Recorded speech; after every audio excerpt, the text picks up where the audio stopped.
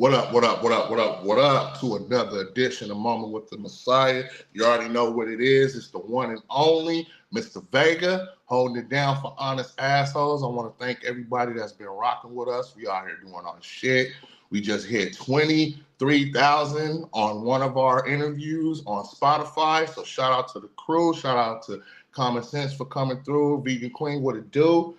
Tonight is a special moment because yet there's another talented artist that is coming all the way from the East Coast, the one and only Mr. 2equivalent. What it do, bro?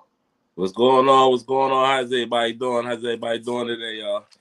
Man, the energy I had to make sure was real tonight, bro. Because like I said, I've been back on my shit, doing my thing in the gym. So I had to make sure that my energy was right because we've been planning this interview. You know what I'm saying? We been talking for a while, but when we finally put that date together, the promotion is real. I've been promoting it like a mug, like for every day, just going hard because I'm letting people know, letting your fans know that your moment with the Messiah is gonna be good, bro. And I want to thank you, man, for coming out tonight, bro.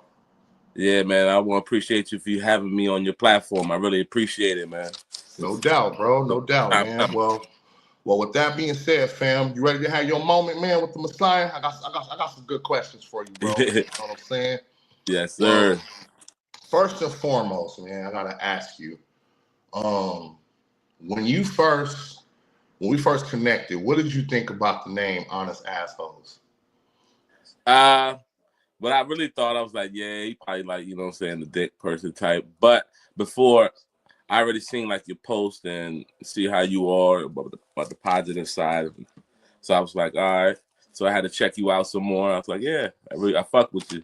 Yeah, good looking, fam, because that's the thing about Honest Assholes, bro. It's the versatility. You know what I'm saying? Like, I got shout out to the crew, Big Mizzle, Dina, Eugene O'Neill, Whitney Juice. You know what I'm saying? I got a whole team, but like these moments with the Messiah is just epic because I like to literally give artists their flowers, you know what I'm saying? Especially hard-working artists. And you are a hard-working artist, my brother. So thank you. That goes along with my first question. I think you're gonna love this one. So people who don't know who you are, especially people in your city, we're trying to get you worldwide. So for the whole world, for the whole motherfucking world, who is 2equivalent and what is his story? You can sum it up as brief as possible, my brother. All right, so I'm from the DMV. I was born in the PG County, so I'm an independent artist. I've been rapping for over about 15 years. I'm from African. My dad is from Angola. My mom is from Botswana. And we came here in 1985 as refugees. I was the only one born here, youngest of 5. So I've been rapping, and I'm from Sandy Spring. I've been rapping for about 15 years. And right now I'm just in this rap game trying to be heard and let everybody hear my story about where I come from and the trials and tribulations that I went through in my life. And I gotta commend and salute your parents for doing that, getting you out of that time and place in such a crazy time. And people don't understand. I was born in 85, but my pops and other people, other relatives will tell me how crazy the 80 was, you know, politically, crack hit the scene, you know what I'm saying? So it's like the 80s is a crazy era, you know what I'm saying? Mm-hmm. But on the hip hop side, it was golden because that's when it took off. Yeah. So for you to have that passion of music, it goes along with my next question. Give me a time and a place when you automatically just knew, like you knew off the rip that I want to rap. That's what I want to pursue. That's exactly what I want to put my all and everything to. When was that moment? That moment was because when I was younger, I was raised around my house. Was raised around a lot of music. So my mom, you know, as I said, we African, so My mom listened to African. My dad, he listened to like country and African too. So I'm like all different Michael Jackson, Garth Brooks, and all that. My brothers, they listen to all hip hop. My sister listened to reggae. So my older brother, he used to like make beats and produce. I mean, he still does, but not as much as he used to. So I used to listen to him rap and next door in his room. So I always used to look up to him. And then I'd be like writing in my room, and then he'd be like, here. He was like, hey, rap for me. And then I rap for him. And he was like, oh, damn, you nice. So after that, I started rapping from that day because he was like the person that I looked up to and rapping in music. Now, I gotta ask you if you remember. Do you remember like what time or era that was? Like what rappers were around? Like that. That's that Pac era, the Biggie era, around that era. Yeah. Yeah. Because the thing that I noticed about you, bro, we're from that same era. Yeah. Me, I was like, the way this guy, because your delivery, fam, is sick. See, I'm all about delivery, fam. That's why I grew up on artists like, come on, man. One of my favorite rap groups of all time is the Locks. Definitely. You know what I'm saying? Like, We Are the Streets is one of them fucking albums that I can just recognize. You feel me? Yeah. You feel me? Shout out to Primo. Right. So when I first heard your catalog, bro, that's why, like, you notice, man, like when I was promoting your episode, I was using all your songs. Yeah, I really, yeah. I was like, this nigga, man. What, he? Okay. I was like, all right, bro. Okay, man. So, in your honest words, and equivalent words, what separates you from other artists from your city? That I keep it real, and I'm all about positivity, and I'm always keep it real, and that's it. I always keep it real. Now, when you say you keep it real, like give like a brief description. Like, what is your depth? Because you got all these artists and rappers, especially this new era, that say they keep it real, but it's like, what's your definition of keeping it real, especially when it comes to making music? Just staying genuine to yourself and never losing, your craft and your way through life. Even when you make music, like me, I always keep it real, like daily what I live and what I see in life. So making music to me is more easier because instead of thinking so hard about making music, it just comes to me natural. And I make music that people can really feel and to relate to. And while you growing up in a house with different genres of music, exactly, that's a dope, bro. That's a dope stepping stone. Because me, I gotta keep it 100 with you. I grew up on just my pops was such a West Coast head when it came to music. Like, don't get me wrong, my pops was like he from the '80s as well. Like, he listened to Big Daddy Kane and that era, LL Cool J and all them. As far as East Coast rappers. But when the '90s got here, my pops was listening to nothing but West Coast shit, like Ice Cube, Pop. He didn't really fuck with Snoop, only God knows why. But he DJ Quick. There was even one hit wonder West Coast people like South Central Cartel. Like Dub Shack Twins. Like, my pops would have all this shit on cassette tape. So this nigga really raised me on on West Coast music. So I had to venture out on my own. Yeah. To start listening to East Coast music, because there's a lot of in Cali, it's a lot of niggas that's biased. There's a lot of niggas that just refuse to listen to East Coast music, or they're just stuck in that gangster rap era and shit. Yeah. So, but a nigga like me, I went like when 1990, I want to say 96, because I was always a big fan, but when 96 came, that's when I really ventured out, started listening to Nas, AZ, Jay-Z, of course, like just like different East Coast rappers, and that's why I'm such a like people know, bro. I'm a diehard fan of East Coast rap, bro. Yeah. So that's another reason why I had to reach out and just put it out there, like, hey, I'll talk to any artist from any coast. It doesn't matter. You know what I'm saying? So that goes along with everything. I gotta ask you for the next question. What strategies does 2equivalent take or do when he's creating music? Because when you create music, it always has to be, it don't, like, if you want it to mean something, you gotta have some type of strategic plan. So what strategies do you take when it comes to making music? So when I make music, I normally on the daily, I always come up with something. Whatever I hear, I jot it down. I normally have my phone on me, so I jot it, boom, boom. And then when I have my time off or when I get off of work, I just go through instrumentals and see what catches my attention. You know, so I have like a couple of instrumentals that I go through and see what catches my attention. And if it catches my attention from the stuff that I write down, I like freestyle it, and then I keep freestyling. And if it catches it, so I'll start the song with a freestyle, and then put in the part that I already written, and then I just finish the song like that, just daily. You know, if I'm sitting right here by myself, I just put my headphones in, just listen to a couple beats. I can make a song within about 30 minutes. So I mean, it's really not hard for me to make any music.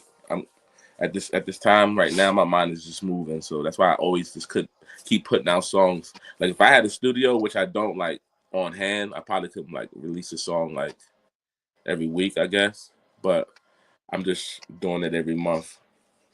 Well, that's you're on the right track of doing that every week, because you're gonna get your studio. It's just keep grinding, staying consistent. You're gonna get your studio.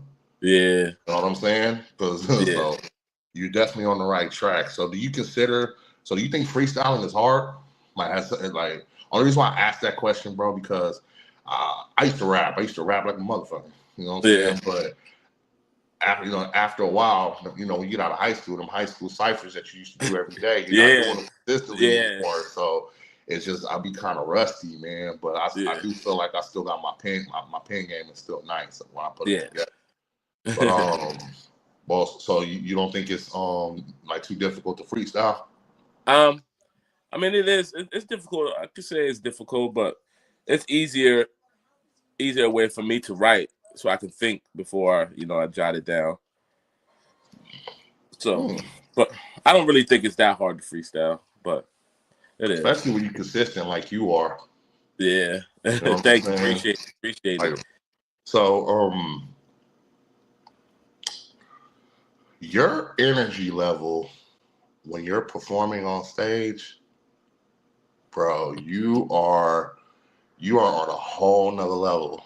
Like I said, I have to do my homework. I have to do my research. And you don't stutter. You know what the fuck you doing.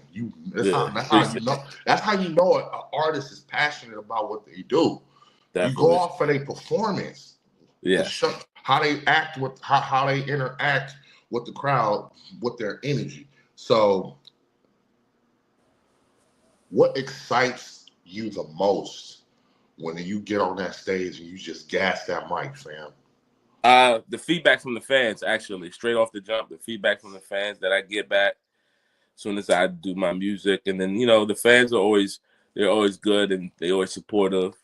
And especially like just getting on stage and being in front of people just gives me that energy, So I'm not scared to be on stage. I just zone out and just perform, especially like after the performance, and the love that I get back and the feedback definitely keeps me want to do more and more shows. So I love it. And I have a show coming up December 7th too, as well, in Baltimore. Yeah, buddy, I'm already knowing. I'm already knowing, bro. You finna kill it, bro. So with that being said, that goes along with the next question. How big are you on when it comes to a support system? Because I was wondering, like, how did you link up with Kia to be your manager? You know what I'm saying? Because when it comes to like a support system, it means a lot. It could be from the fans, it could be from your family, it could be from management. So that's why I was like, I just wanted to know, like, what's this story? Like, how did you like link up with Kia, and how's your management and support system going? So my main support system is my wife. So we've been together for about 20 years. So yes. So that's my main support system. I met her with Kia doing just networking, and then I saw her hustle and her grind.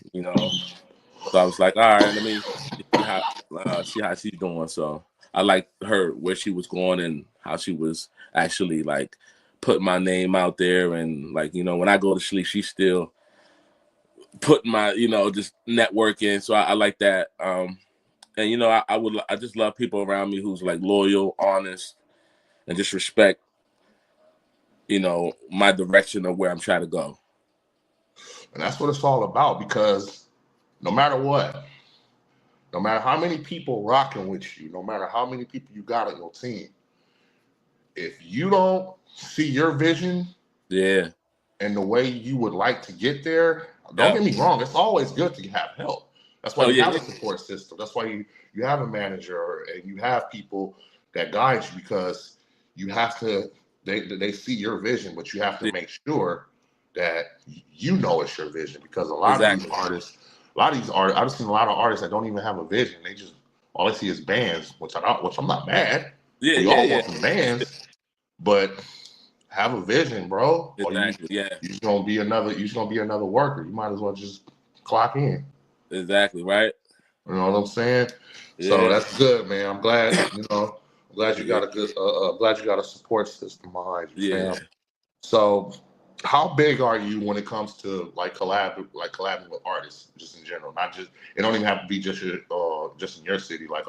How big are you when it comes to collaborating with other artists? Because I asked that question because everybody know when it's in the music industry, you're trying to be around artists, you always gonna run into egos. The next minute you might have like a Gucci and Jeezy beef that end up like a Drake and Kendrick beef. So I asked a lot of artists that because I came up in the era, what I'm saying, like we from that era where a lot of artists would hop on tracks, do tracks. And I missed that era where a whole bunch of East Coast rappers, like 5 or 6 East Coast rappers would be on the song with Body and shit, like Banned from TV or Scenario 2000. Like, I missed that shit because it was competition, but it was friendly competition. Now, now you're dealing with egos. So is that something that you dealt with while being an artist? Have you ever dealt with like clashing with an artist that you collab with or finna collab with, or et cetera, et cetera? I really haven't had a lot of clashes with artists. So right now I did an artist song called Way Back Home with an artist called Freeman. He's from Africa. So we did, he's from so we did that song. We never clashed. And I currently doing a song with my friend El Staffa. Okay. He was on the other track called you know that one. What is it? Man, it's so many, bro. It's like, I know. Shit. Out the real from the fake. So yeah. So he was on that track with me on this new one that I'm putting out called In the Game that I'm promoting right now. He's on this one as well. So that's like, So that I only been with like a couple of collaborations, but I'm willing to collaborate with everybody. I mean, I have a couple collaborations coming. I have a couple songs that came to me that I'm still looking on and working on. So right now I haven't had any clashes or anything, but I'm willing to work with anybody who's willing to work with me. Dope. Y'all hear that? I hear the man. You know what I'm saying? Anybody, you just gotta be willing to work, because this man is working. And speaking of working, so you brought up a track, man. I gotta put it out there. One of my favorite track from you is Underrated. Yeah, thank you. Laughing that motherfucker. You did your shit on there, man. So we came up in a dope era, bro, where it wasn't just the rappers that we were checking for. I'm telling you, this was a time where we cared about the producers just as much as the rappers. Mm-hmm. You couldn't wait to buy that CD, look inside the booklet, and see what tracks they produced. You know what I'm saying? Mm-hmm. So this next question. What producers, who is Two Equivalents, who some of his top producers, and what producers would you love to work with? It could be from past to present, you know what I'm saying? Just throw them out there. Definitely Timberland. Hey. Definitely Alchemist. Get them. Come Um, on. and Swiss Beats, definitely, yeah. Dope. That's not bad. Yeah. That's not bad. For some strange reason, I guess I kind of thought you was gonna throw off somebody like Pete Rock or Primo, because your style. No, definitely Primo. Yeah, Primo, man. I could see you bodying the Primo beat. No, yeah, yeah, that's what's thinking too. Like seriously, but when you said Alchemist, I went bad at you, man. Niggas don't understand, man. When them beats where you could just go in, go holler at Alky, bro. He got you, man. That's dope, bro. Them was some dope producers, man, especially during that era. You feel me? Yeah. So what has been your most difficult challenge while you've been on this road? You say you've been rapping for 15 years, so I'm pretty sure you had a few. But what was that? What was that most challenging moment? Like, damn, all right, man. As an artist, I gotta. All right, I'm gonna do it. The most challenging is just putting your music out there. You know, just letting everybody criticize it and just take it for what it is, you know, and just get over that hump of just releasing your music and just receiving the feedback, you know. And since I did that, I've been getting back great feedback, which I appreciate everybody, and everybody's been my biggest motivation. All those comments and all that, I really appreciate all that. So that was like my biggest thing, of just putting out music and seeing how people take it. Dope, man, dope, and because the reason why, you know, I asked that question, you never know, man, about a person's like biggest like challenge and what he went through while being an artist, because your mental health plays a lot. Definitely. While trying to be not even just being an artist, just your mental health has to be right, especially for something that you love to do. Because that's why I tell people all the time, like, time is definitely an essence. Yeah. I don't want to have wasted time. I want to make sure we are good. Like everything is just on motion. So it's like, that's why I was communicating with you a lot to make sure that, hey, I want to do this. Let me know what slots you want. Is it gonna be an hour, 30 minutes, whatever you want, because it's your moment. Yeah, but I just wanted to make sure that we get that date in, because especially if I've been promoting. You know, right. I done dealt with art. I done dealt with artists, so I done promoted their shit 2 weeks, 2.5 weeks, and then when the day of they don't show up or nothing, I'm like, come on, man. Right. So it's just, I'm glad you got that focus, because I mean, I guess this is part of the question. You know, is Two Equivalents mental health in order? Is everything, like, does he feel like he's at a good space mentally while he's on his journey? Right now, yeah, I'm glad, as this time right here is a good time for me to do it, because like earlier when I was younger, I would have went the other direction on music, of going like the drill route and like that way. But right now, my mindset is, you know, positive vibes and making music that people can vibe to and relate to, get you through your days or through your hard times. So right now, I think it was the perfect time for me to make it, start dropping music. So yeah, right now, yeah. And then I have a great support team with me, my wife and my kids. So I think right now is a good time for me and a good space for me. Definitely, bro. Definitely. So it's a random question I gotta throw out there, man. When we first connected, bro, and you found out my segment's moment with the Messiah, like, what did you think of that? Did you was you looking forward to that? Because like, I tell people their interviews, but the way I make it come off is like, hey, but it's a moment. It's your moment. You just have to decide. Yeah. You know what I'm saying? So was that something that you was feeling from the get-go? Oh, to come on the platform? Yeah. Yeah, definitely. As soon as we linked up and you invited me to come on, I definitely was looking forward to coming on. And then that definitely made me like look more into you, into the other videos and seeing how you go about interviewing people. And I definitely was excited. So and I'm glad to, and I'm definitely glad to be on your platform to tell everybody my story. Dope, bro. Dope. So we're gonna play. This is the part of the show, the segment, because we're getting ready to wind down. Um, 2equivalent. Your top 10 rappers of all time. Top 10. Your top 10. It could be from any coast, any era, doesn't matter. Your top 10. I know in no order. I got Pac, Biggie, Nas, Jay-Z, Jadakiss, Beanie Siegel. I like Snoop. There we go. Definitely Eminem. Okay, all best. and all Wu-Tang.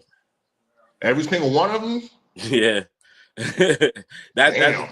Yeah, because all of them, they both all lyricists, man. They all break that shit down. So you gotta respect the pen. Oh, and J. Cole.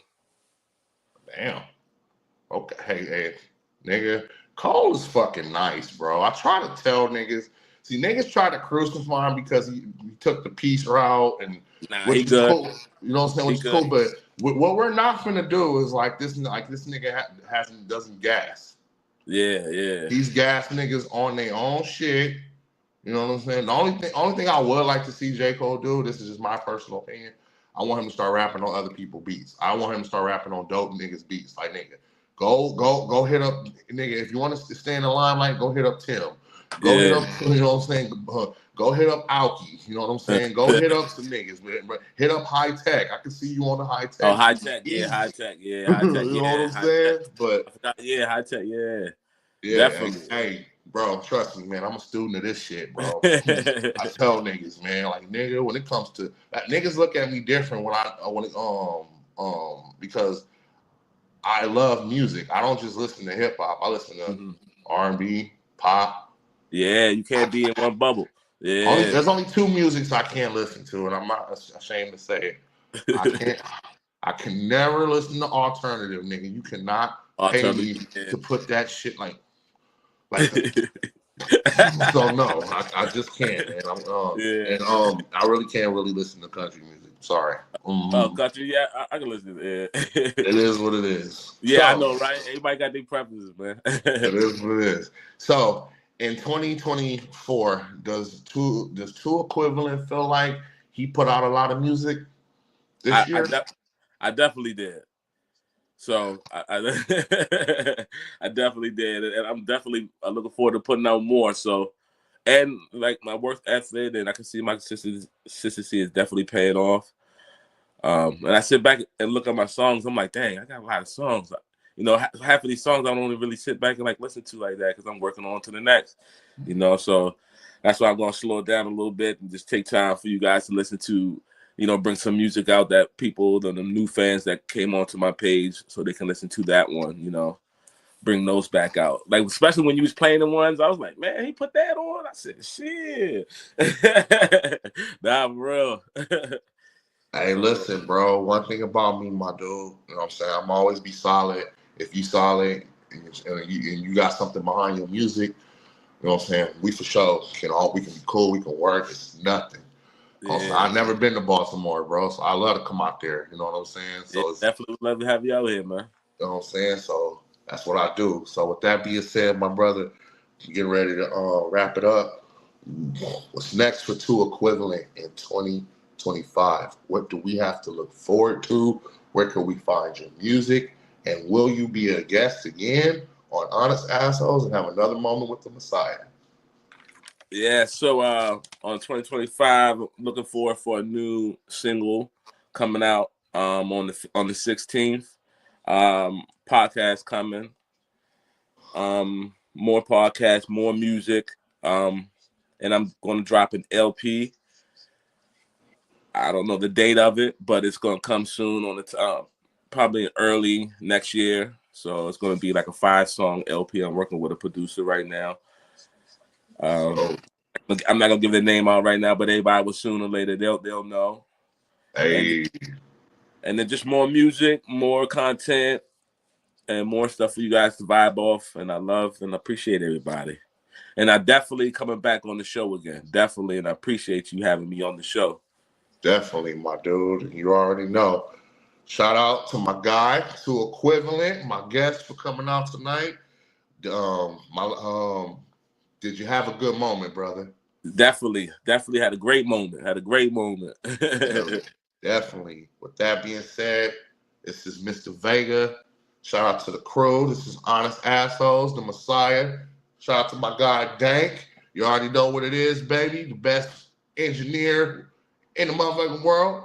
Live streaming this Thursday, 7 p.m. It's the Messiah, 2equivalent. We out of here, baby. Yes, sir.